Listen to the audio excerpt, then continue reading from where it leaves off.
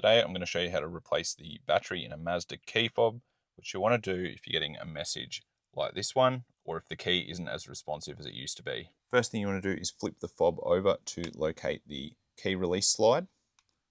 Slide that and then you can pull the key out. Then using a flathead screwdriver, pop it into the gap in here and just rotate it to pry that open. Turn the key over, do the same on the other side. You should then have a gap open up on this side, and then you can pry that open. Should then be able to pull the key fob apart like that. Here you can see a plastic cover on the battery, which you can just lift off, revealing the battery. So that will then just slide out of there.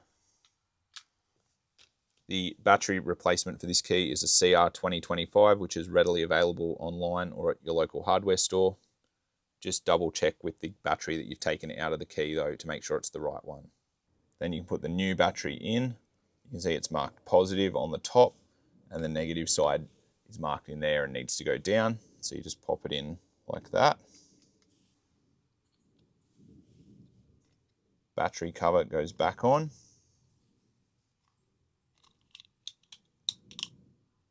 Key fob can clip back together like that. And then the key slides back in and you're done.